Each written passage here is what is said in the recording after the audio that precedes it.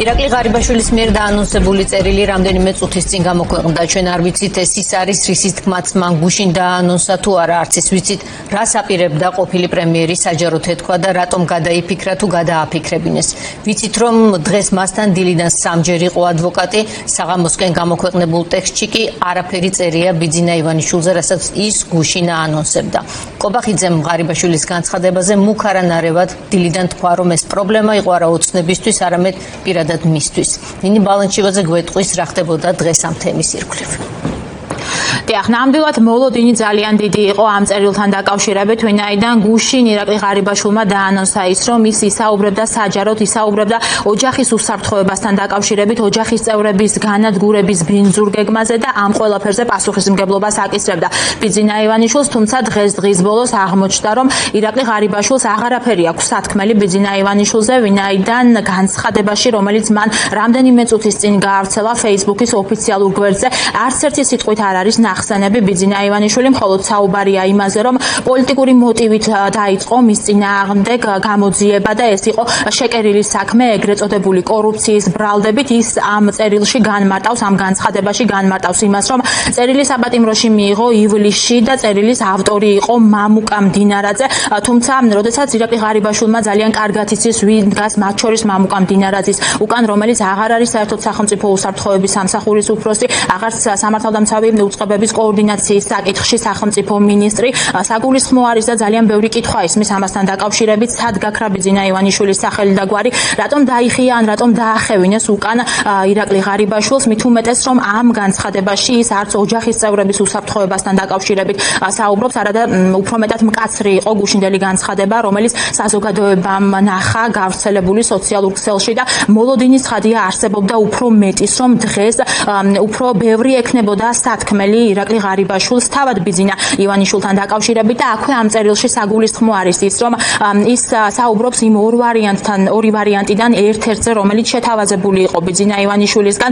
მეორე ვარიანტი იყო სწორედ რომ მას ეღიარებინა დანაშაულები, მათ შორის შესაძლო დანაშაულები, რომელთან დაკავშირებითაც შესაძლოა ახალი საქმეები და სისხლის სამართლებრივი დევნა დაიწყოს პროკურატურამ და აქ ღარიბაშვილი დღეს გავრცელებულ წერილში განმარტავს იმას, რომ როდესაც ეს წერილი მიიღო მამუკა მდინარაძის მხრიდან, მან კიდევ ერთხელ დააფიქსირა საკუთარი პოზიცია, რომ ის არ აპირებს პოლიტიკაში აქტიურად მონაწილეობის მიღებას, როდესაც დატოვებს საპატიმროს. შესაბამისად, აქ უნდა ვივარაუდოთ, რომ ირაკლი ღარიბაშვილი დასახდა ბიძინა ივანიშვილის შეთავაზების მეორე ვარიანტის მიხედვით კი მას უნდა ეღიარებინა ყველა დანაშაული. პირველი ვარიანტი კი გულისხმობდა ბრძოლას ბოლომდე და მის უდანაშაულობის დამტკიცებას.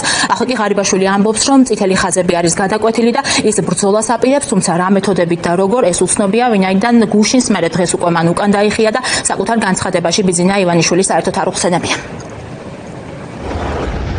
საზოგადოებას მინდა ვუთხრა სიმართლე, თუ რატომ მზივარ ციხეში. შარშან დაწყებული ეგრეთ წოდებული კორუფციის წინააღმდეგ ბრძოლის კამპანიის მთავარი მიზანი იყო ჩემი ციხეში ჩასმა და პოლიტიკურად განადგურება. სრული პასუხისმგებლობით ვაცხადებ. მე ყველაფერი გავაკეთე იმისთვის, რომ თავიდან ამერიდებინა გუნდთან და ჩემთვის ძვირფას ადამიანთან დაპირისპირებაში შესვლა. სწორედ ამ მიზნით მე უარი ვთქვი სამართლებრივ ბრძოლაზე და ბოლომდე გავყევი ჩემთვის გამანადგურებელ პროცესს. რათა არ დამეზიანებინა სახელმწიფოსა და გუნდის ინტერესები. სამწუხაროდ, სანაცვლოდ მივიღე დადგმული ბინძური პროვოკაცია, ბევრი ტყუილი და უსამართლობა. საზოგადოებას ჩემგან არც ერთი სიტყვა არ სმენია მთელი ამ ხნის განმავლობაში. მე სრული მოთმინებით მივიღე ეს განსაცდელი, მაგრამ ჩემთვის მოულოდნელად ივლისში მივიღე ჩემს მიერ გუშინ გამოქვეყნებული წერილი, რომელიც გამომიგზავნა მამუკა მდინარაძემ. იმავე დღეს მე მას გავაგებინე ჩემი პოზიცია. კიდევ ერთხელ დავუფიქსირე, რომ არ ვაპირებდი პოლიტიკაში დაბრუნებას და აღნიშნული რისკის გადაზღვევის მიზნით შევთავაზე ჩემი ხედვა, მაგრამ მათ საპასუხოდ შემომითვალეს, რომ მაინც რჩებოდა 1%-იანი რისკი იმისა, რომ მე პოლიტიკაში დავბრუნდებოდი და ამისთვის აუცილებელი იყო ჩემთვის კორუფციული ბრალის წარდგენა და ჩემ მიერ მისი აღიარება. ეს იყო წითელი ხაზი, რამაც გადამადგმევინა ჩემს ცხოვრებაში ყველაზე რთული ნაბიჯი. შესაბამისად, რადგან სხვა გამოსავალი აღარ მაქვს, იძულებულს მხდიან დავიწყო ბრძოლა. პროცესები კი დღესდღეობით დღის განმავლობაში ასე ვითარდებოდა. ჯერ 11 საათზე ოცნების მთავრობის ადმინისტრაციაში ჩაინიშნა კობახიძის საგანგებო განცხადება და არსებობდა მოლოდინი, რომ ბრიფინგის მთავარი საკითხი ირაკლი ღარიბაშვილის მიერ გამოქვეყნებული პოსტი იქნებოდა, თუმცა ბრიფინგი კობახიძემ სხვა თემას დაუთმოდა, ღარიბაშვილთან დაკავშირებით კრიტიკული მედიის წარმომადგენლების მიერ დასმული შეკითხვების საპასუხოდაც იმის წარმოჩენას სცადა, რომ თითქოს საკითხი მისთვის უმნიშვნელოა და მსგავსი თემებით არ ინტერესდება. კობახიძე ადასტურებს, რომ გუშინ ბიძინა ივანიშვილთან ჰქონდა კომუნიკაცია, მაგრამ ოცნების მოქმედმა პრემიერმა ვერ გაიხსენა, როდის ესაუბრა ოცნების საპატიო თავმჯდომარეს ღარიბაშვილის წერილის გამოქვეყნებამდე თუ მის შემდგომ.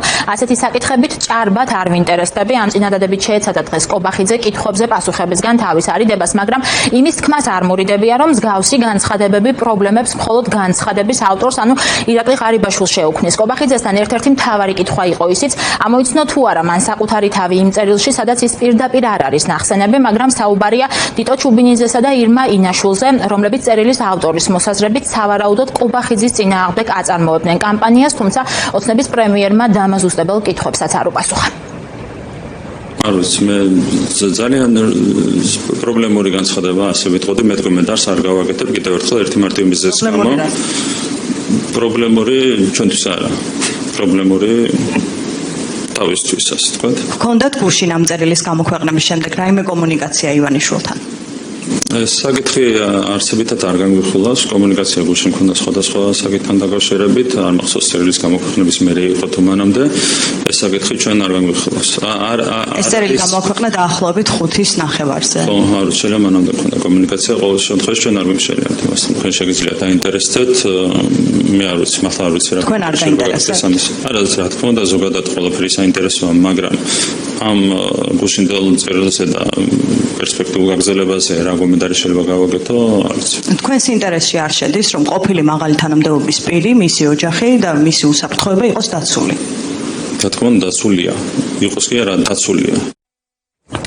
უკვე მეორე დღეა, რაც ჩვენ ღარიბაშვილის ოჯახის წევრებთან დაკავშირებას ვწtildeობთ, თუმცა ჩვენ სატელეფონო ზარებს არც ერთი მათგანი პასუხობს, არც მოსაშვილის საცხოვრებელ სახლში იმყოფება ნუნუკა თამაზაშვილი ოჯახთან ერთად, სადაც გუშინ ღამით ხმაური იყო.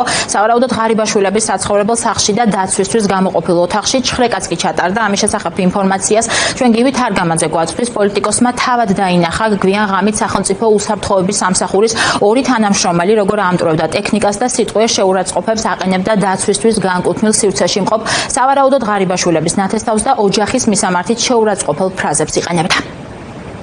უბრალოდ უყურე, რა ვიცი, ალბათ 30-ში რაც ხდებოდა, ეგ ნახე რა, ფიზიკურად ეს რა არის, წარმოუდგენელია უბრალოდ.